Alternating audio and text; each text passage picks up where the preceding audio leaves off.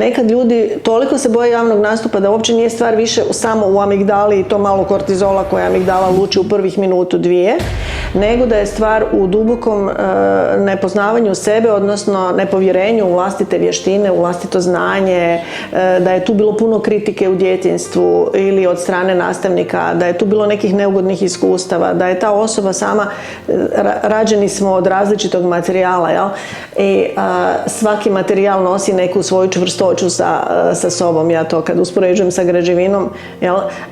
Nije svaka građevina od istog materijala, tako ni čovjek.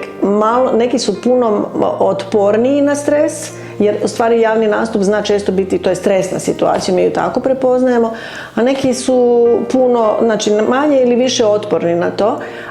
a to ovisi od kakvog smo materijala građeni i kako su nas njegovali kroz te prve 3, prve 4, prve 5 i onda škola dolazi u kojoj statistički gledano, Njemci su radili, 7 puta nas više kritiziraju nego što nas pohvaljuju.